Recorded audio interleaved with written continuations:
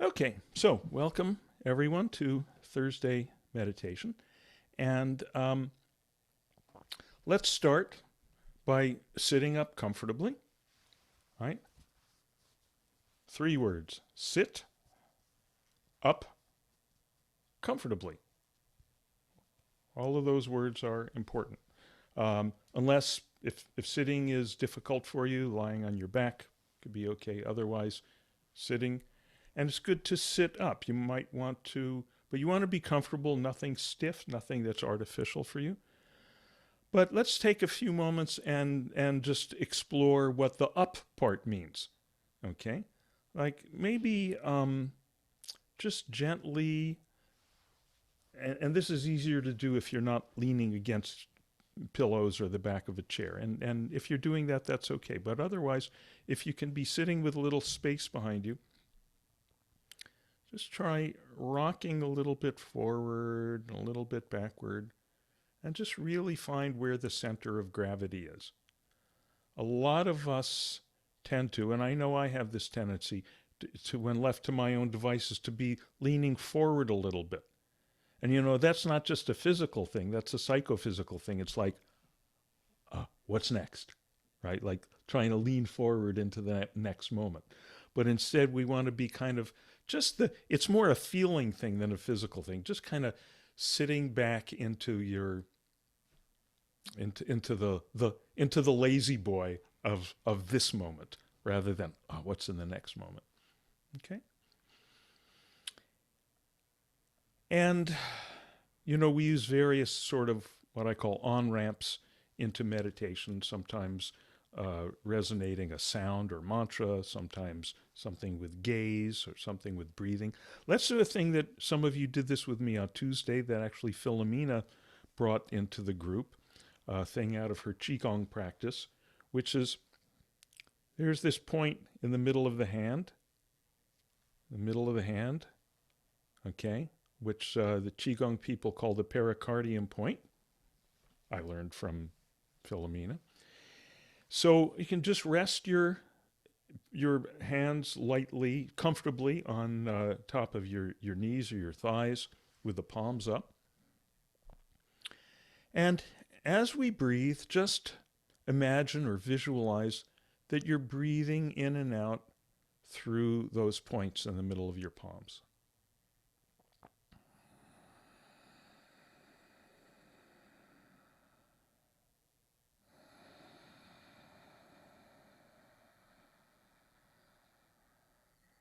If your nose is not stuffed up, then you can breathe in and out through your nose.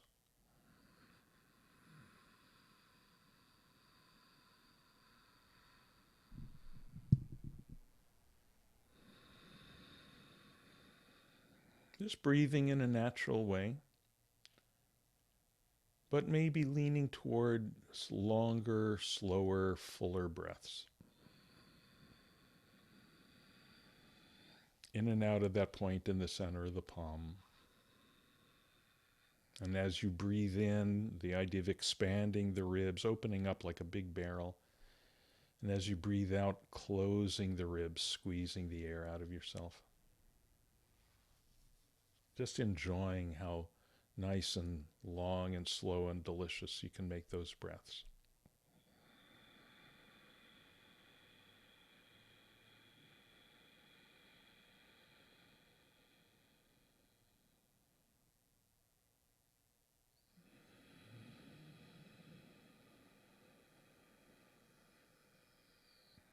If your eyes are still open, you can let them close.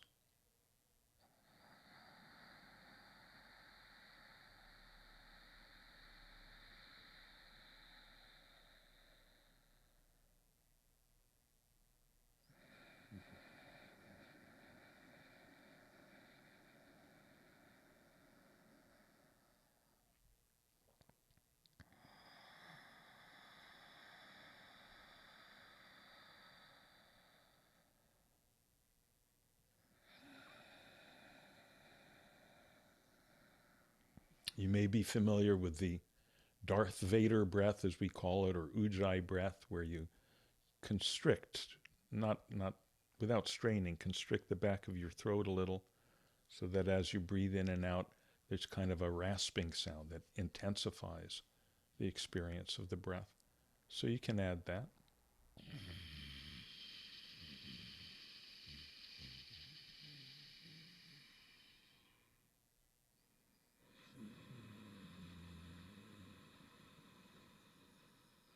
All the time visualizing breathing in and out through the pericardium point in the middle of the palm.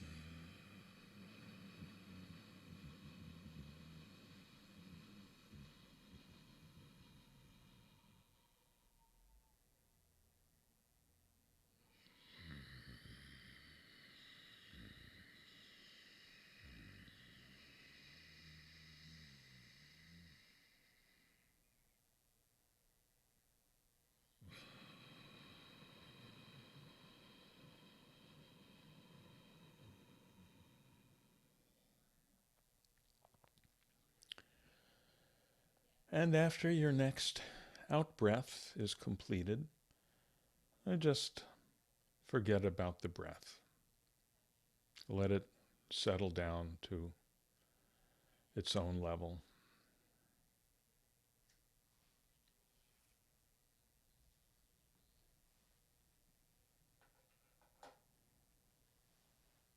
Just let the breath naturally take care of itself.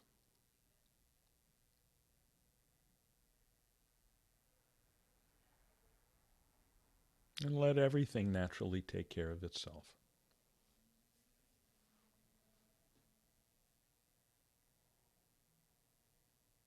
The senses take care of themselves, so that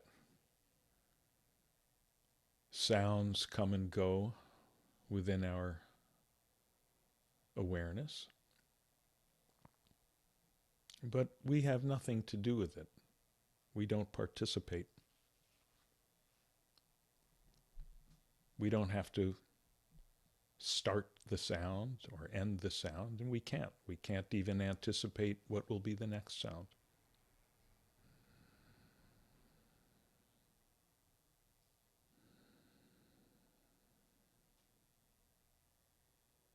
So we just remain as this open, aware space within which hearing takes care of itself. Sounds come and go.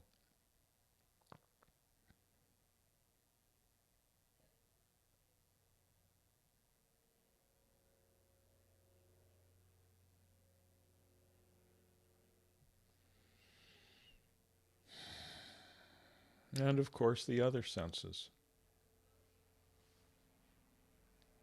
So, physical sensations come and go within this awareness, and we have no involvement and no control.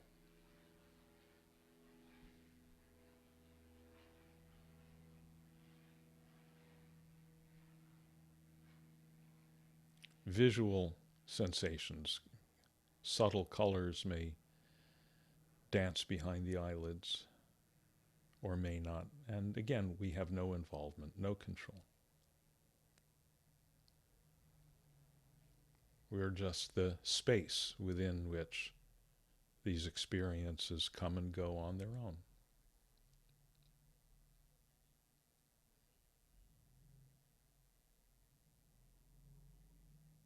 So there's nothing for us to do but rest as that space.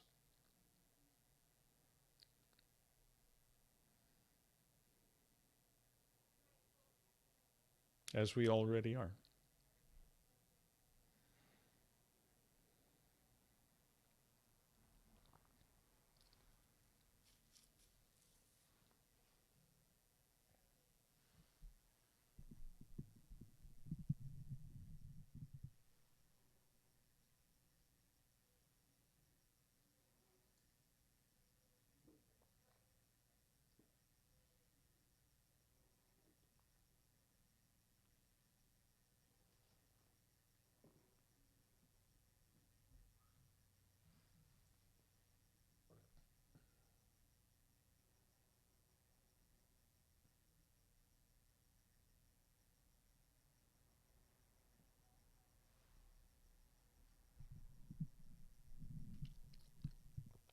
Naturally, thoughts also come and go completely on their own,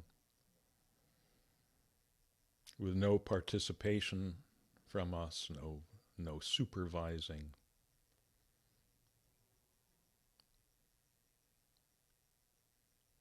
You may notice that just as you can't predict what will be the next sound you hear, you can't predict what will be the next thought you have.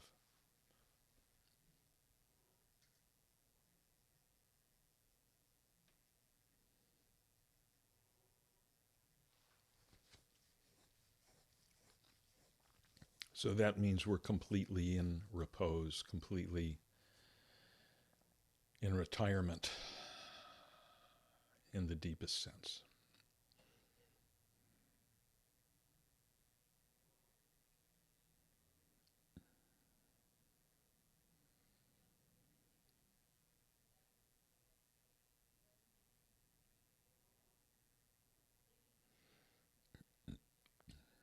You may notice also that thoughts are sort of like sounds, only quieter, subtler.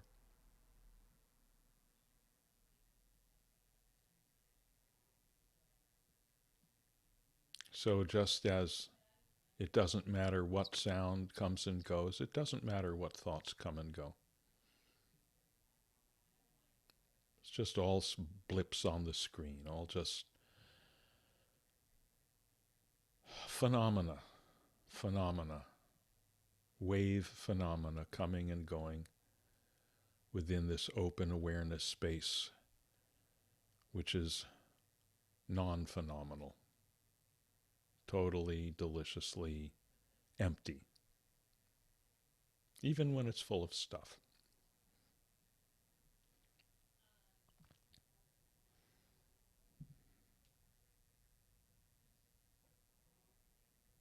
So there's nothing for us to do about the thoughts. They don't injure the perfect emptiness, the perfect silence of this awareness space. Just as the breezes that come and go can't injure the sky, they don't leave footprints or indents in the sky.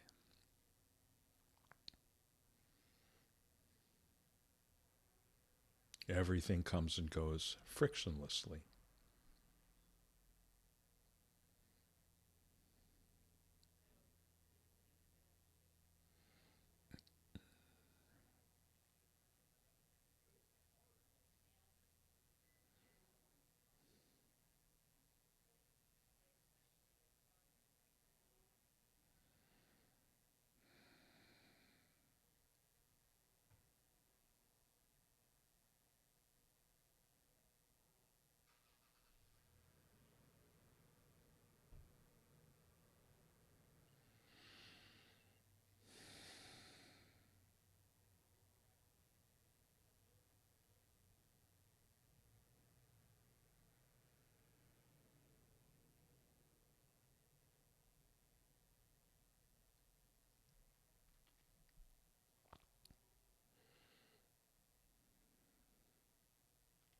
Also, of course, feelings may come and go.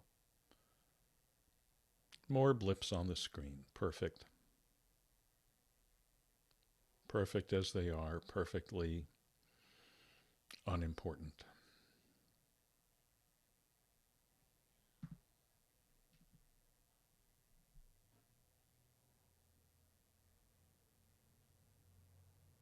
You may notice that feelings are just like physical sensations, only quieter, subtler.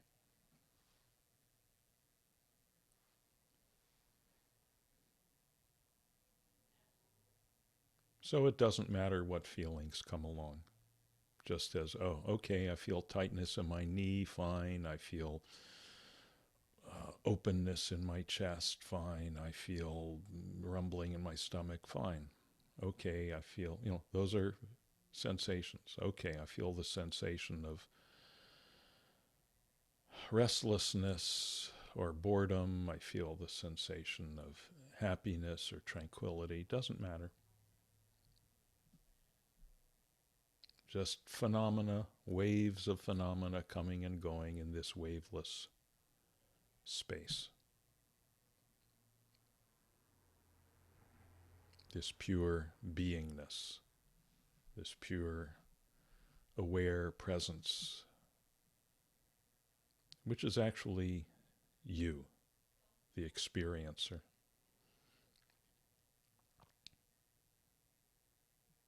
So we're just relaxing back into our self, our true self, this witnessing silence, which is witnessed really every moment of experience in our life.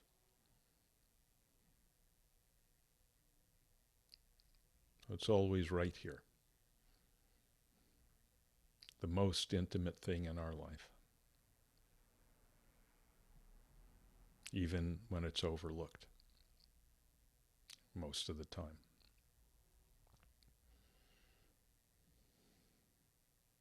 Right here.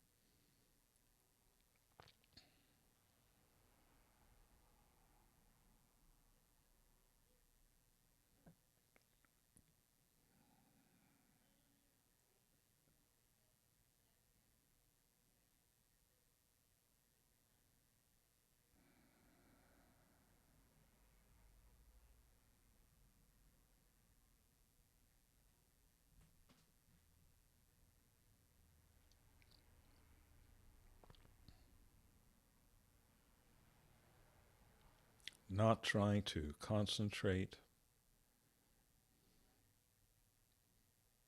not trying to control anything or have any particular kind of experience.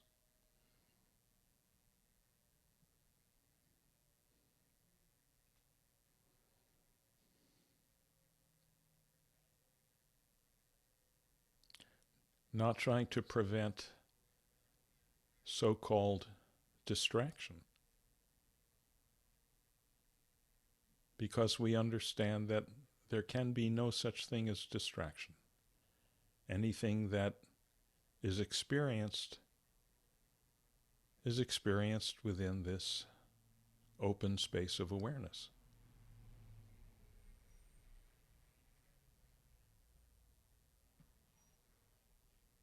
Saying, oh, I got distracted is like saying, oh, this wave carried me away from the ocean. This current carried me away from the ocean. It's all happening within this ocean.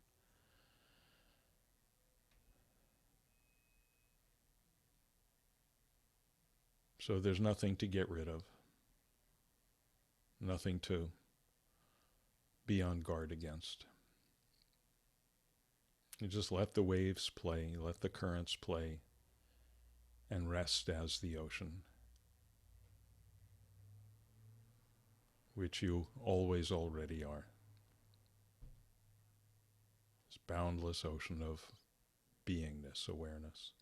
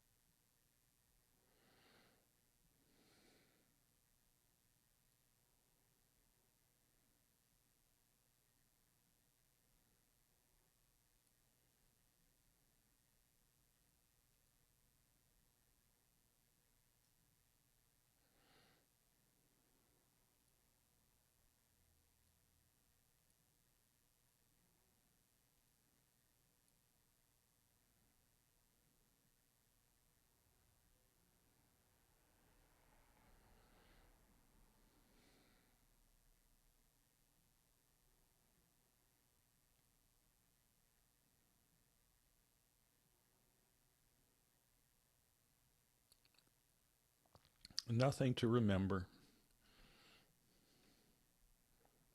nothing to maintain.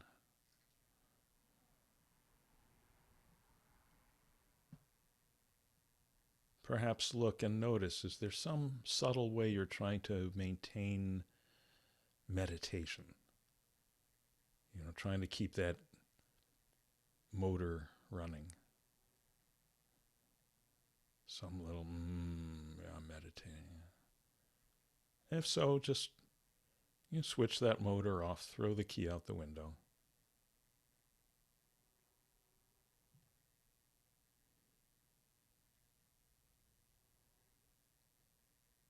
Roll down the top. It's a convertible. Just enjoy being where you are.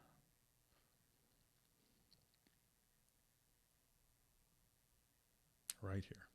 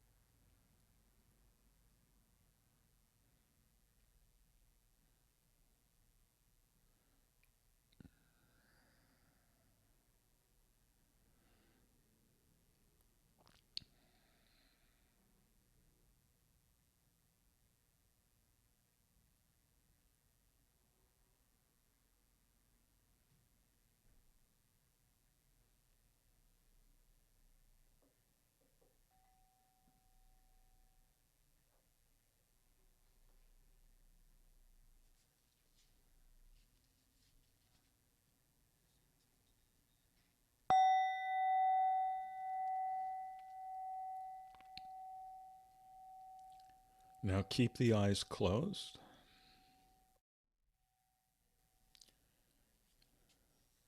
And take a few minutes to gently start bringing the body back to a more active state. You can shift around in your seat. Maybe twist or stretch.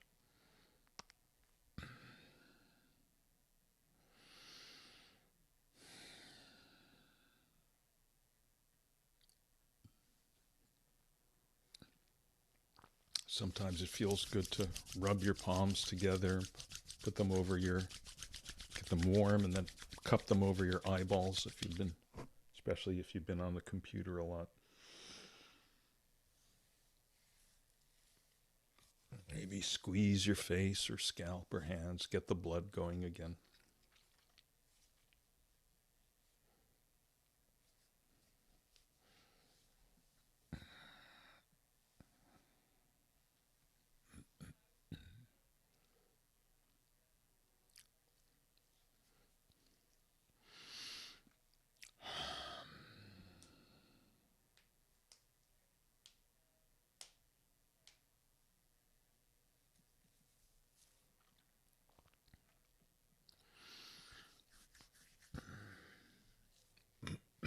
And then when you feel ready, you can just slowly open the eyes. Just always take your time easing out like this.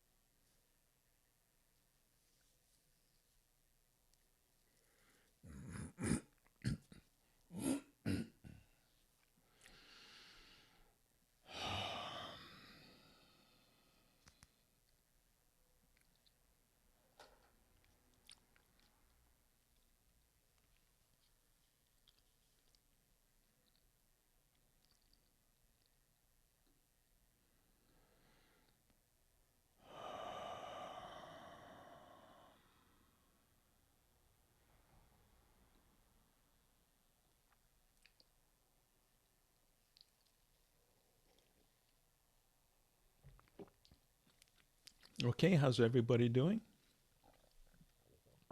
Everybody good? Good, good. Um, Joanne, any questions or comments? You can unmute yourself.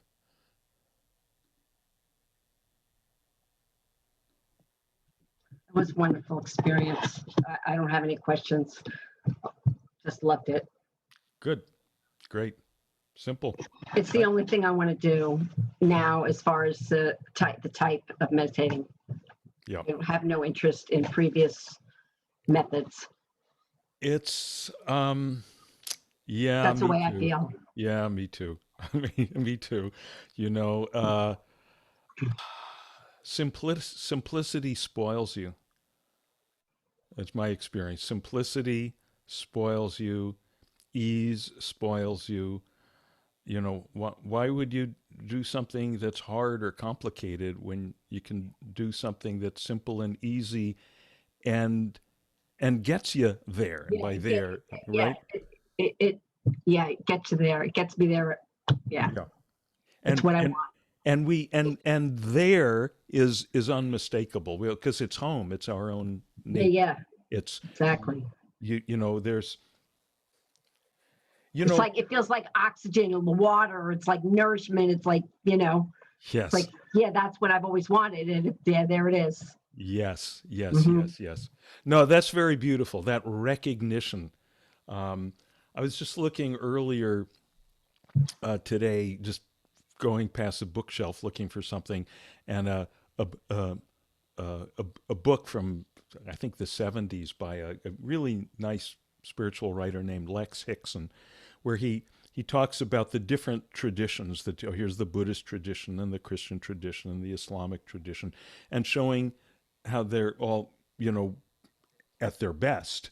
On a good day, they're all coming to the same place. And the title of the book is Coming Home, right? Because that's you can't mistake. We know the feeling of coming home in that deepest sense. And our songs are full of it, our movies, our culture, there's Dorothy in Oz. There's no place like home. There's no, right? It's what we're all like wandering around. We're all wandering around in Oz trying to get home. And of course, the ironic thing is what she discovers is she was home all along, just dreaming she was lost, right? And that's exactly what the literature tells us, and exactly more and more what the experience becomes like. How how did I miss this? This is where I've been all along. How did I just somehow fail to recognize that I was walking around in this all along? So therefore, there's nothing to create, nothing to construct, nothing to get rid of. Just relax back into it. So yeah, I'm so happy to have you tuning back in and seeing that so clearly, getting that right away. And I have to say, I'm just so grateful that I've had the incredible luck in this life to find teachers who've pointed me in this very direct method. Because, I mean, as you know, there's a lot of stuff there that, it's all got some virtue and something interesting about it. There's some reason that people do this stuff. But, um, if it ain't the direct path, then there's something indirect in it. And again, why go around the block when you can be right here? So good. So it is good. Let me mention this. Um, so as you know, you've got these resources available on my website, and my YouTube channel. The YouTube channel, if you haven't gotten there yet, has actually a lot of these sessions on it. So if you ever feel you want to either just sit for this part, usually we meditate about 20 minutes, great. Or if you want to listen to the whole discussion, that's available. I got a couple of years of those archived on the YouTube channel. And with or without the some kind of online guidance like that, it's really good to practice every day. It's really good to set up a time, about the same time every day, just so that you'll get around to it. You're doing that, yeah. You know about that from your TM days. So that is a very powerful instruction. So, yeah, great, perfect, good, good. So, what else today from anyone?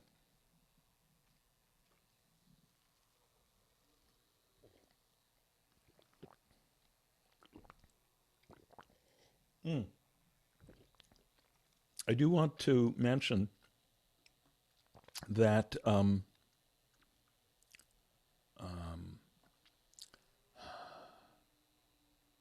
couple of things you may have seen in my newsletter this week. Oh, and Joanne, if you haven't done this, you may want to subscribe to the newsletter so you get the reminder for the sessions and the links. But in this week's, I mentioned, oh yeah, the interview. This thing I've been doing with my friend Chris Bush, the Filmosophers, where we're interviewing people connected with people who make and love the movies. And this week's interview that just dropped this week, I think is maybe the best one we've done so far. It's with Michael Imperioli, who you may know as Christopher from The Sopranos. He was also in Goodfellas, with Joe Pesci shooting his foot in Goodfellas. But he's also a wonderful actor, writer and director, and he practices meditation in Tibetan Buddhist tradition. So we had a lot. It really became quite a deep discussion about the connections between meditation and awakening, and film and writing, and the whole creative process. It's so I recommend that one, and a couple of movies that were recommended in the thing that of favorite films of his. One which is, last I checked, was streaming on Amazon or Netflix, called Happy as Lazzaro. Happy as Lazzaro. It's kind of a bad translation from Italian. Lazzaro Felice. Um, Beautiful, just magical film. I don't want to say too much about it, but it's not like anything else you've seen. Happy as Lazzaro. L-A, I guess it's two Z's. Lazzaro. Lazzaro or Arro, something like that. Just a gorgeous film. And there's a few others we talk about there you may want to look into.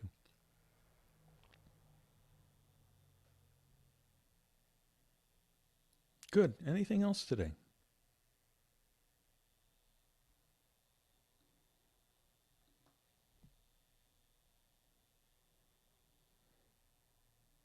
Everyone's all sorted out.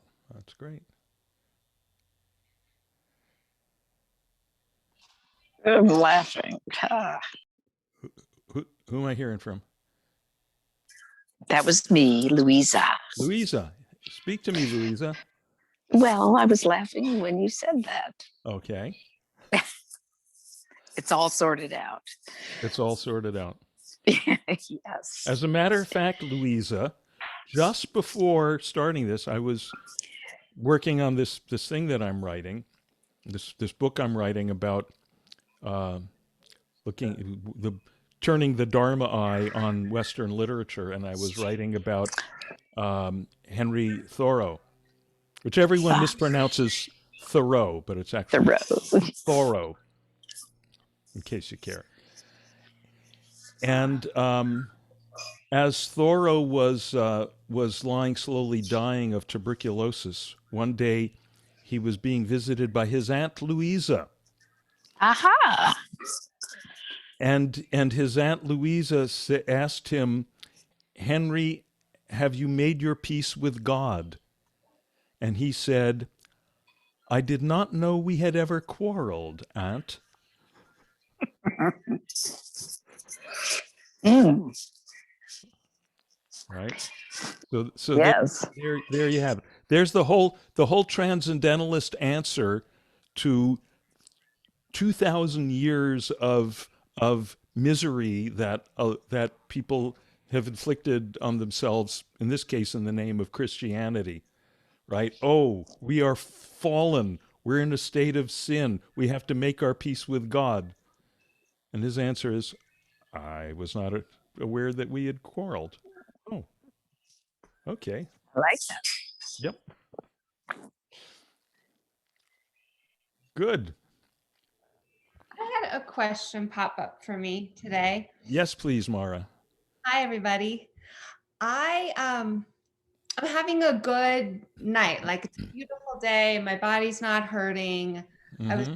comfortable sitting in meditation, and I was thinking about what you always say about letting go, or dropping thoughts, feelings, ideas, physical sensations, or letting them pass.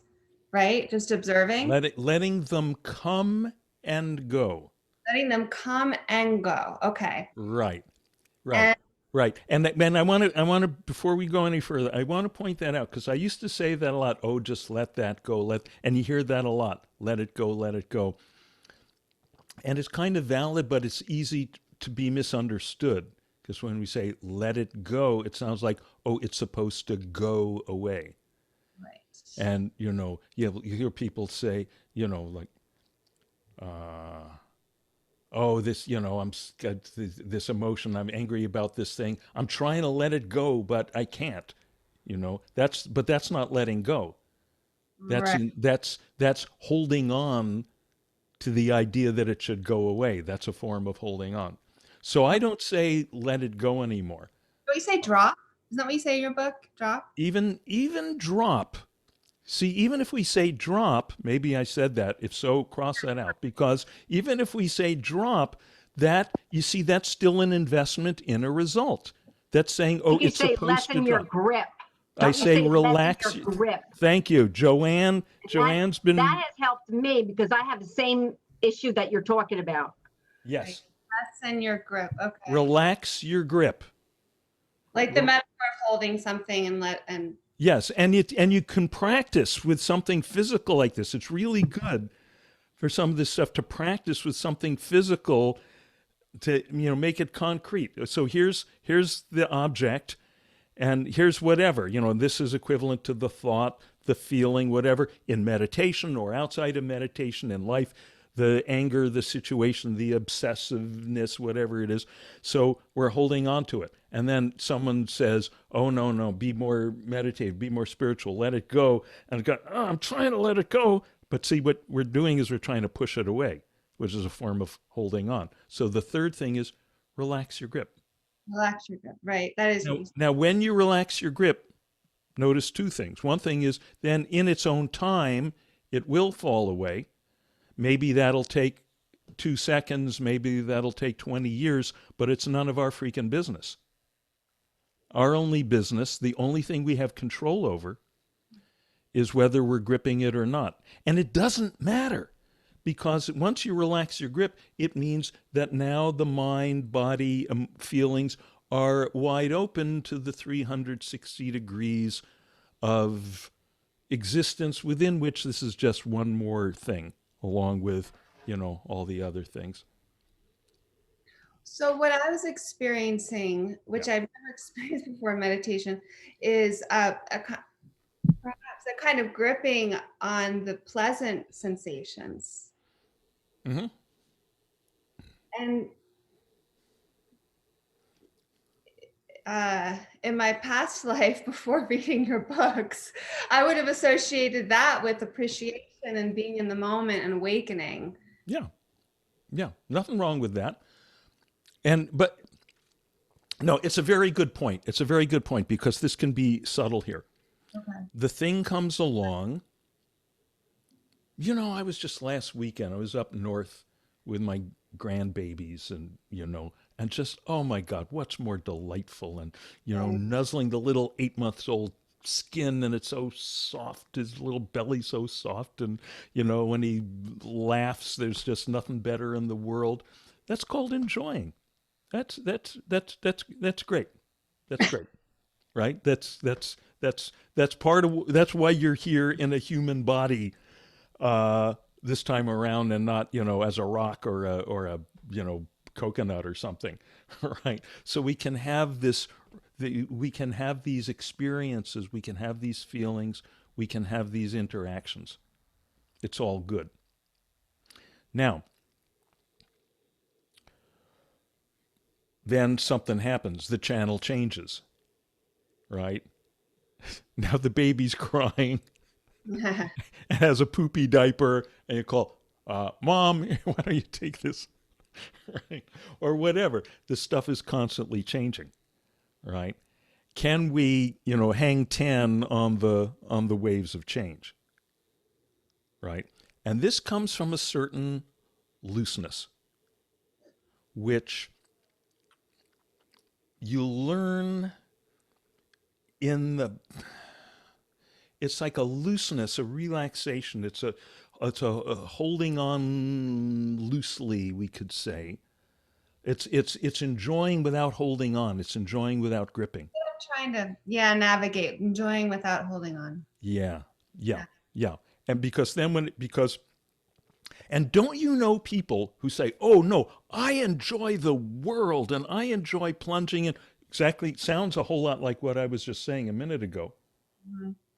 But they're caught up in preferences. I'm enjoying the world, as long as I'm having a good time, as long as, the party's rolling. And sometimes, very often, they've got to surround themselves. I got to have friends talking to me all the time, right? I got to have the party going. I got to have the whatever. We got to be watching the game. It's got to be all the time. We have to have all this stimulus.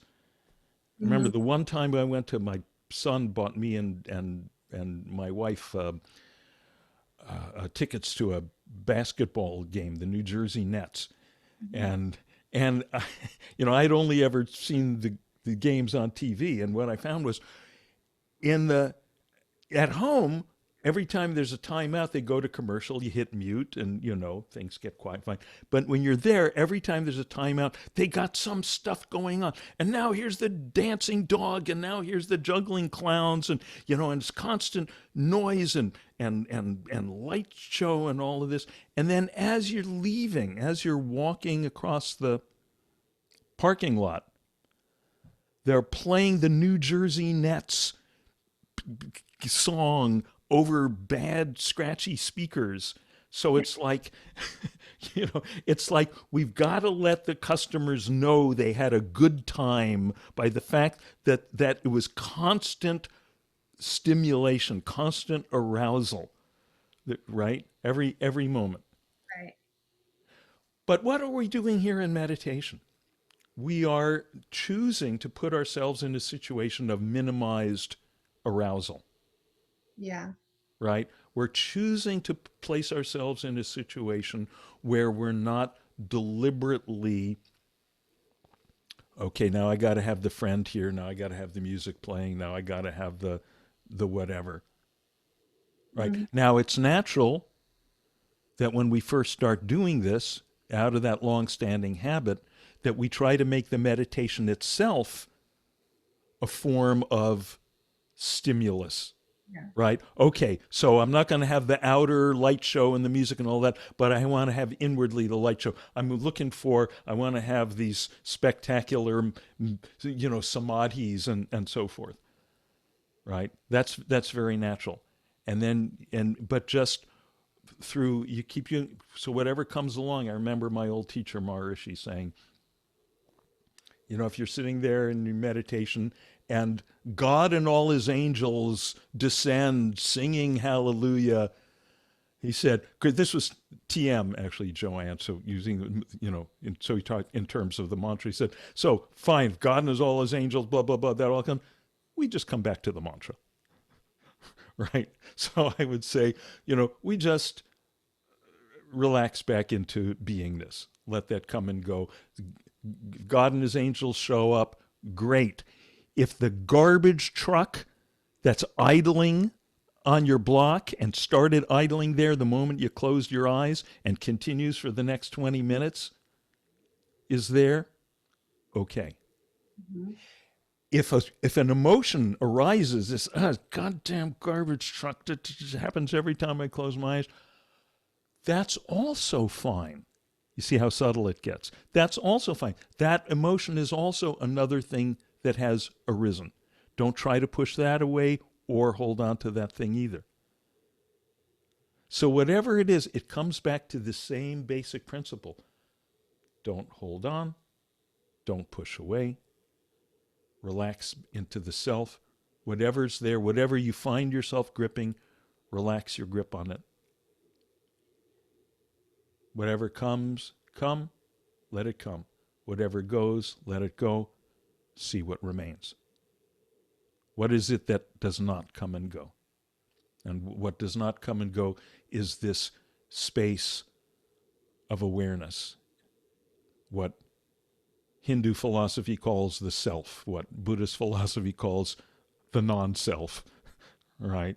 What we call, in simple everyday parlance, I, the experiencer.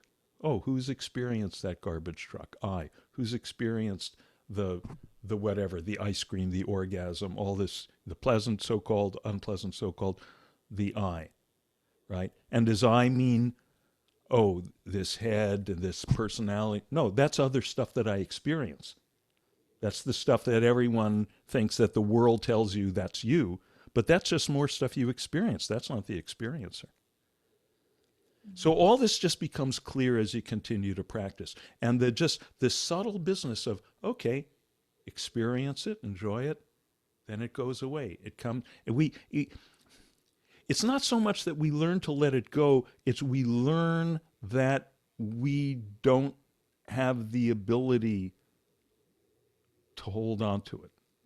Okay, that's super Right? helpful. We clear, people say, let the chips fall where they may. And yeah, kind of, but really it's just seeing the freaking chips are going to fall where they fall. It's not up to us to let them or not let them. We are so profoundly not in control.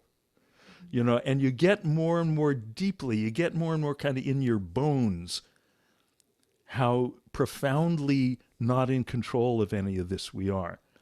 And the deeper you get that, the more it's freedom, it's liberation. Okay, thank you. Right?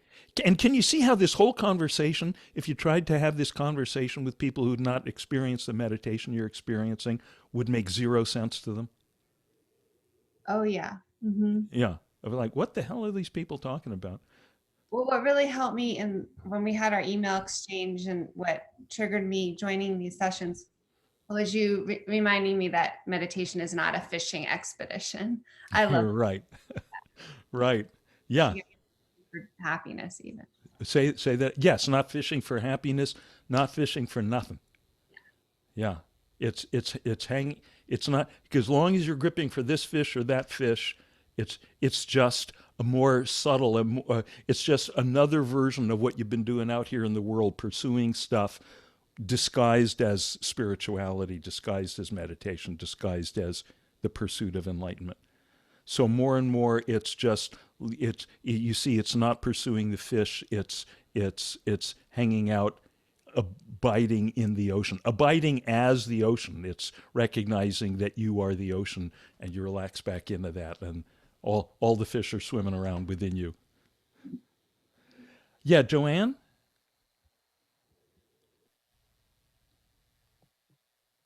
There you are. Am I unmuted? Yes, you are. Yes. Thank you. What time do you close your group? We close at 6 o'clock my time. That'll be 9 o'clock your time.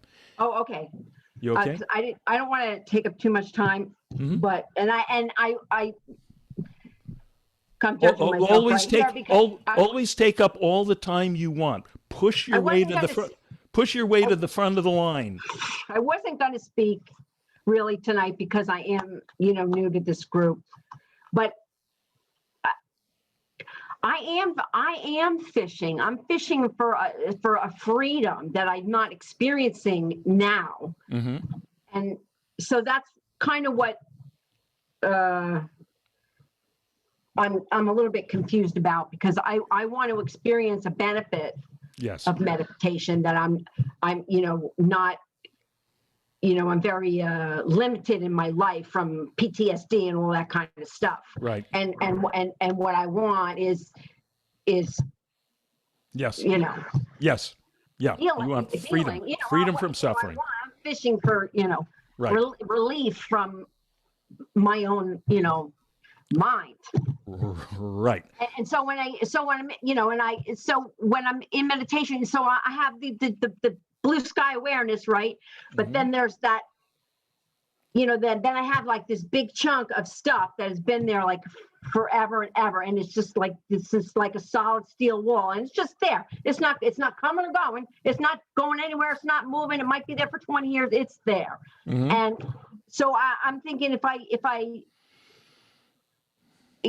I keep practicing, hopefully that'll maybe start to get a little bit loose around the edges so that it doesn't cripple me so in my life. That's what I'm fishing for. Is that okay to fish for that? Yes. Thank you. Yes. Thank you. And thank you for bringing that up. And no, it's really a good question. It really makes a good point.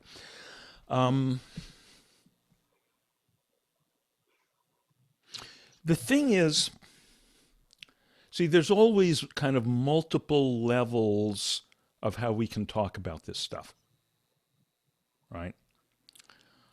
On a certain level, there's a goal, right? The Buddha talked about, okay, we're over here on this side of the river. We're on this bank. We're in samsara. Samsara, literally going around in circles, stuck in cyclic existence, going through, desire and then fulfillment and then disgust and then desire again and pain and sukha dukkha is a great expression. I love it because it rhymes. Sukha dukkha sounds like, Tweedledee, Tweedledum. It's happiness, suffering. It's, back and forth, back and forth.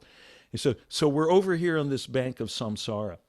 The whole Dharma, the whole Enlightenment teaching is like a raft to get you across the raging river to the far shore of nirvana. Nirvana is like the opposite of samsara. Nirvana literally means blown away. Isn't that great? People think great. Yeah, people think nirvana means like paradise or heaven or cosmic orgasm. Nirvana means blown away. It means all that stuff is blown away. Yeah. Wow. Yeah, it's fantastic. So this is the way that the Buddha would talk. And, and in all the traditions, there's some version of that. Jesus talks about the kingdom of heaven and, makes it clear it's not up in a cloud when you die. The kingdom of heaven is within you, right? How do you enter into the kingdom of heaven? Be like a little child. Well, that's exactly what we've been saying in terms of meditation, right? Not pursuing things, just being innocent, just letting things be, being loose, being playful.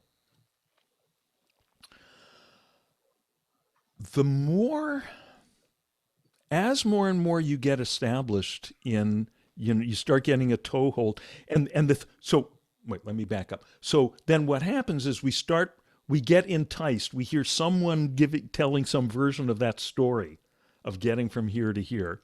And we go, that sounds like what I want. What do I do? Okay, sit and do nothing with my eyes closed once a day. I can do that, right? And we start to do it. And then what happens? Either your life starts to get better, as you say, the stuff starts softening up around the edges, or it doesn't. Spoiler alert, it does. Okay, right. And even, practicing this day or two or three, you may have started to notice some little something around the edges. Oh, right. And I already know that. Like I already know that, but then part of me doubts it. Right. You know what I'm saying? Yes, I know exactly what you're saying, because it's what everyone says. Back and forth, back Back and and forth, forth. back and forth. Back and forth. And that's fine. Be skeptical. Hold on to your skepticism for as long as you can, as long as you keep practicing. Because then as the results continue to percolate into your life, you know it's real. You know you're not just making up some mood or something. Right? So yeah, great. Be skeptical. But yeah, the stuff works. I mean, I get these emails from people that, they make me cry. I believe it. Because, and all I've done is I practiced what my teachers told me to practice and found out, wow, this works. Where there used to be suffering in my life, not that it's 100% change, but a whole lot of it, where there used to be suffering, now there's delicious open space.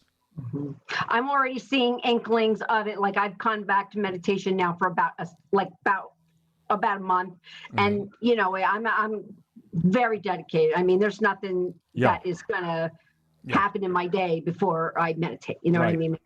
Right. Because once I started, it was like, oh yeah, oh yeah. I forgot that this is where I get it all. It's my nutrition, or whatever you want to call it, my oxygen. Right. Yeah. So. Right. Yeah. Yeah. So Thank you very much for. Yeah, you bet. Helping me with that. Absolutely. Now, just to make the connection between this and the point that Mara was making, is that during the time of meditation, right? Outside of meditation, we may think in terms of, okay, I want this fish. I want the fish of greater happiness, the fish of greater relaxation, the fish of freedom from suffering. Cool. Doesn't matter. In meditation, it turns out that the most effective way to get that thing that you want out of meditation is that in meditation, you just let stuff come and go. Yeah. Okay? Does that make it clear? Yes, it does. Yeah, good. Thank you so much, Dean. Yeah, you bet. And then also in the longer term, the more established you become on the nirvana side of the bank, the more you realize that this whole, and this is now the advanced course. So if this part just makes things more confusing, forget the next thing I'm going to say.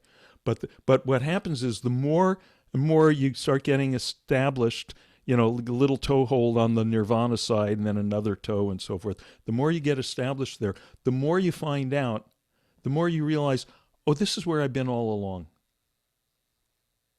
I just somehow didn't see it. That this whole model of, oh, there's samsara and there's nirvana and there's the river between them, that model is really just a model. That model is just, here's the paradox. This idea that there's enlightenment over here and there's ignorance over here, and there's a separation between them, a river between them, that's only how it looks from the point of view of ignorance, right? From the point of view of ignorance, there's a difference between ignorance and enlightenment. From the point of view of enlightenment, you see that I was enlightened all along. This is what the Buddha said after his 49 days sitting under the fig tree meditating, and finally he awakened. And what's the first thing he said? Did he say, oh, at last I'm awakened? No. he said, oh, all things are awakened just as they are. Right? Well, that eludes me. Yeah, that's fine. That's fine. I'm just putting that out there. That'll be a little benchmark. You'll Okay. hear this again in a week or a month, and then again in a month or a year, and it'll make more and more sense. It's fine So for it what, not what to was make it any that the sense. Buddha said? I want to write it down. Yeah, what the story is, it was just before sunrise, and he looked toward the eastern horizon. He was facing toward the eastern horizon. It's a beautiful story. And it was the time of the year when, before the sun comes up, the morning star, Venus, beautiful Venus, right? The most beautiful, the third Yes. brightest thing in the sky after the sun and the moon. Beautiful Venus arose, and he was looking at it, and he looked around, and he realized, and he said, how wonderful, how wonderful. All things are awakened just as they are. How wonderful, how wonderful. And I love that. And he said it twice. How wonderful, how wonderful. All things are awakened just as they are. Now, if that makes no sense right now, that's fine. He had to sit under the fig tree for 49 days to be able to say that. I mean, anyone can say the words, but to say that as his experience, he had to become Buddha. Buddha means awake.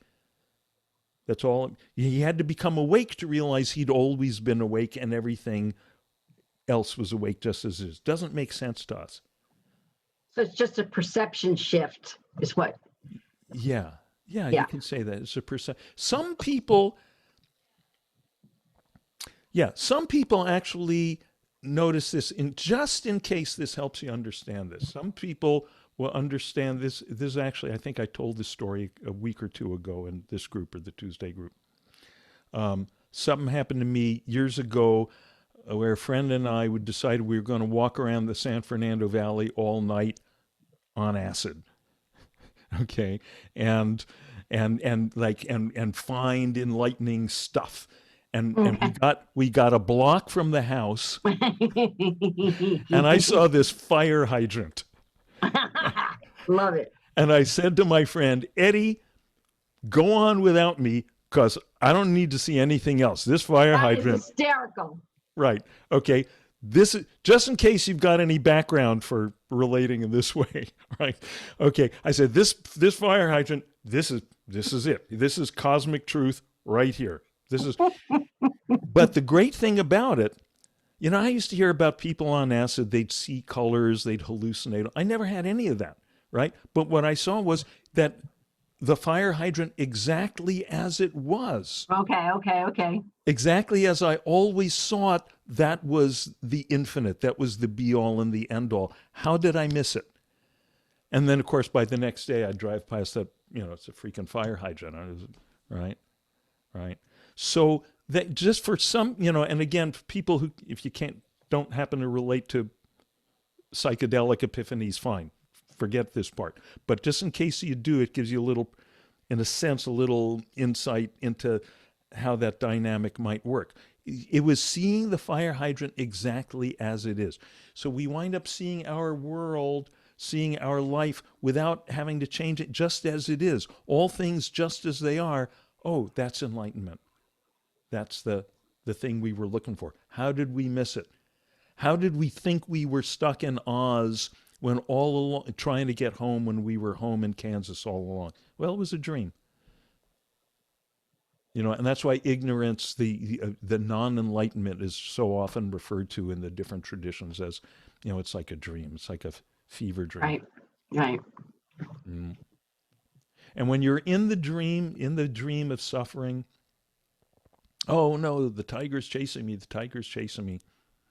It's nice if someone comes along in the dream and, hands you a gun to shoot the tiger, or hands you, I don't know, better running shoes so you can run away from the tiger, or some solution within the framework of the dream.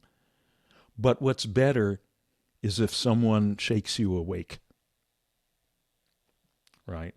So that's what all these enlightened sages, Christ, Buddha, Shankara, Lao Tzu, the Baal Shem Tov, Al-Halaj. Every tradition has them. And they're all there essentially saying the same thing, which is wake up! Wake up!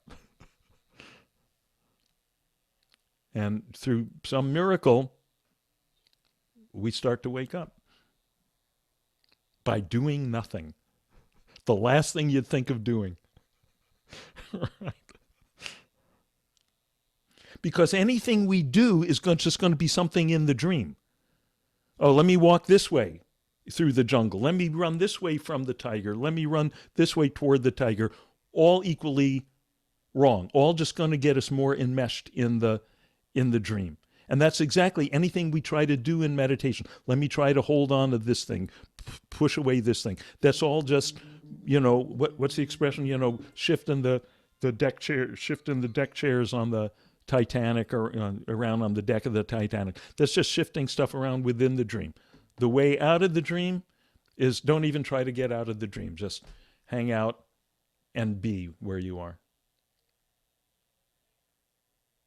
Okay? Cool. You still in New Jersey, by the way?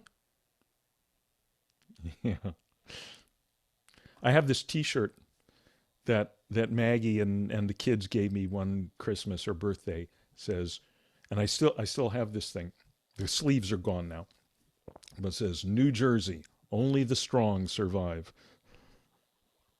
Yeah, that's a good saying. Okay, good. Anything else tonight? Okay, must be time to sing. Okay. Joanne, we get serenaded here too with this. Love it. Yeah. Love it. Okay. So when we have time at the end, we do a little mantra singing. Some people really respond to it, some not so much. Fine. But I'm going to mute you again, so if you feel to sing along, you can do that. Some of these mantras have stories that go with them. I told this story on Tuesday. I'm going to tell it again because I love this story. The story is there was this guy, this yogi, practicing away in his cave, just for years and years, doing his meditation and everything, and just, not getting the juice. And someone tells him, well, if you go to such and such a village, such and such a cave, you find this guru, and he'll give you the missing thing. He'll give you the thing you need. And so he goes and he finds the guru, and the guru says, okay, I'm going to give you the mantra. This is the special sauce. The force is going to be with you, and you'll awaken. But the samaya, the vow that comes along with this, is that is that a giraffe? Baxter has his giraffe. Hi, Baxter. Oh, he's so adorable. He says the samaya, the vow that comes along with this mantra, is you can't tell it to anyone. This is a secret mantra. And if you tell it to anyone, then instead of enjoying enlightenment, you go straight to the deepest hell realm. Do you still want it, kid? Right? And the yogi says, yeah, please. And the guru teaches him the mantra, and he starts singing it, and it works. He's there. And then he walks along and he comes to a village, and he starts walking around seeing, oh, what you see wherever you go, which is people suffering. And people suffering, and he can't stand it. And so he climbs up to a rooftop and he sings out the mantra, knowing that it'll send him to hell, but because he can't stand watching all these people suffering. And of course, what happens is everyone becomes enlightened, and then the guru pops up and says, well done, my son. Yeah, it's a great story. So,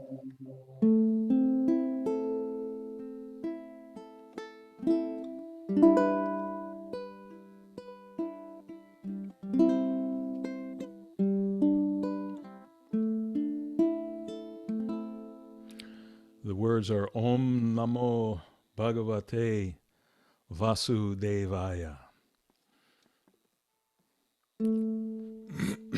Om Namo Bhagavate Vasu-devaya. Om Namo Bhagavate Vasu-devaya. Om Namo Bhagavate Vasu-devaya.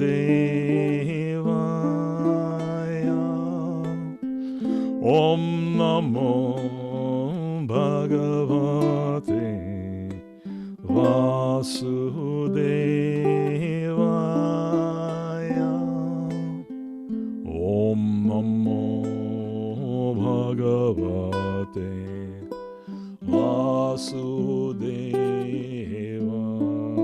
Vasu-devaya. Om Namo Bhagavate Vasu-devaya.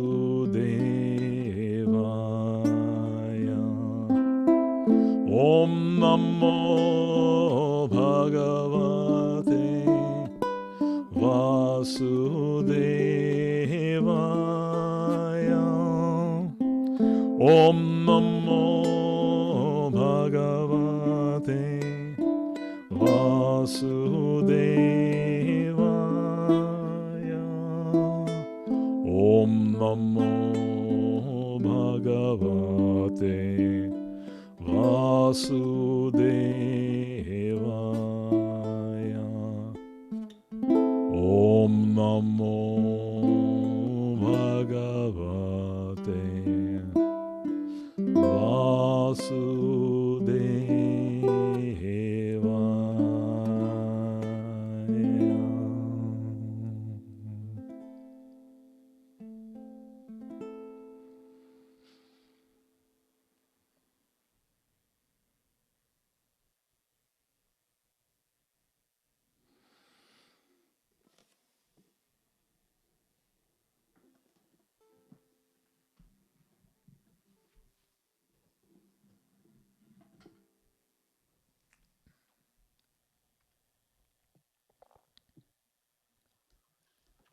Dean, I know that song from years ago. Yeah. It must have been when we went around in the same circle, because I know that song and I haven't, Yeah. heard it for so many years. So, Yeah. Well, the words have been around for centuries. but I know, but I'm That saying tune, I'm remembering it from years ago, and it must have been from that time that I knew you yeah, could be. from earlier in New Jersey. Yeah, that particular version, because most of these mantras, the words will be the same, but then there'll be different tunes to them. Yeah. Yeah. That particular tune is from Krishna Das. Some of you know, if in case you know Krishna Das, you can find. By the way, you can find Krishna Das's stuff on YouTube. It's Krishna and then second name Das, Das. He's actually an American. He's another Jewish boy from Long Island, same as me. Um, aren't they all? Uh, and yeah, what was his name? Jeff, I forget. Um, but Krishna Das has this incredible voice that's like the voice of God. This big barrel chested. It just sounds like it's coming up from like the bowels of the earth. Uh, and so you might want to check out some. If there's something there that resonates for you, you might want to check him out. There was a woman that I remember singing it, but so many years Yeah, ago. could be. Yeah, yeah. Just while we're on the subject, some of my favorites. I mean, KD Krishna Das is great. Guy that I like a lot, and that actually I've studied with a little. We've gone to his kirtan camp in India and also in Northern California. another Jewish boy, Jai Uttal. So Jai, Jai, Jai, last name Uttal, Uttal, Uttal. And again, you can find his stuff on YouTube. If you like their stuff, buy their albums, download them, because they're all starving musicians who dedicated their lives to enlightenment instead of money. Yeah. And Thank you. and and Jai Uttal is an incredible musician, classically trained in Eastern and Western music. Um, we know him. He actually sang at our wedding when Yafa and I got married. Nice. We got married at something called a Bhakti Fest. It was kind of a yoga and kirtan um, festival that happens out in the desert once a Cool. year, and and we knew Jai a little bit. We actually got his wife to perform the ceremony, and Beautiful. Jai sang to us. And yeah, it was great.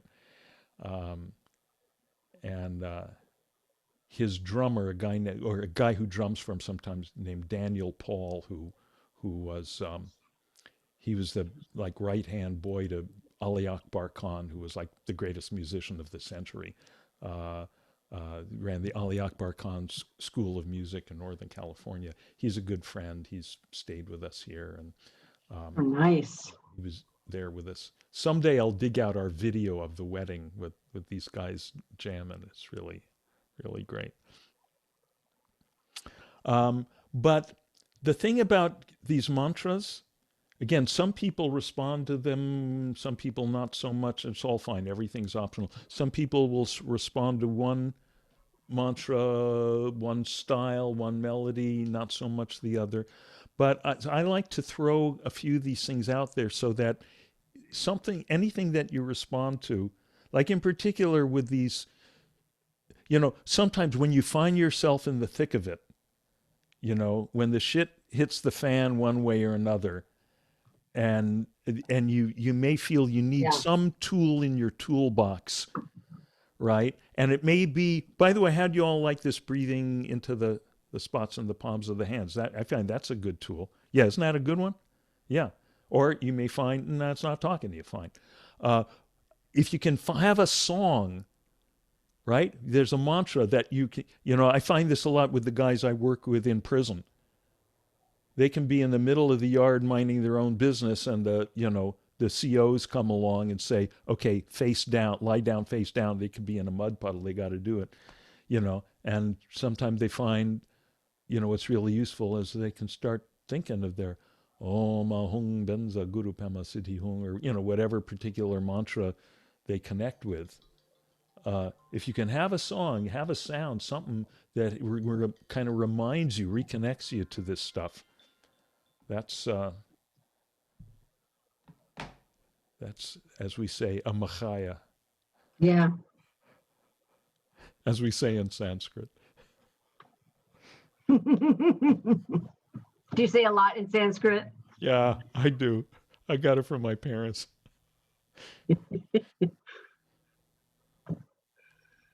There's a lot on YouTube, just on Yeah, Om Namah yeah, Mo yeah, Bada.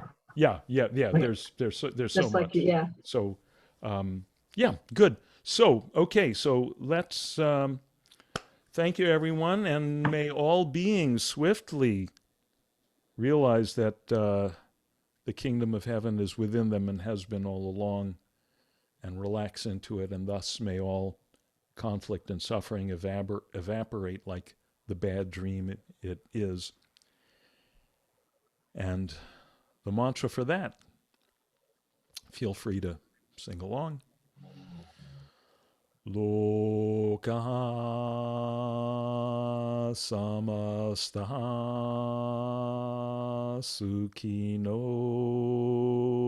bhavantu. Lokaha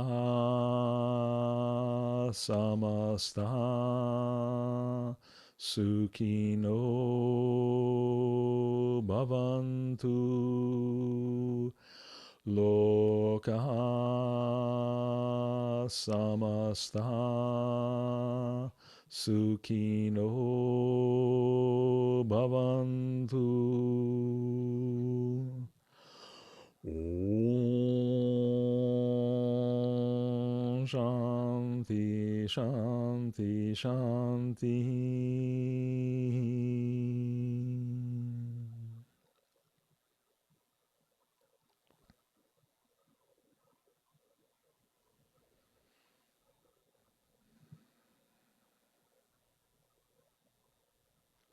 Thank you, everyone. Thank you. Namaste. See ya. Namaste. Night. Namaste. Thank you. Thank Thank you. you. Have a good weekend. Yeah, you too. Enjoy being.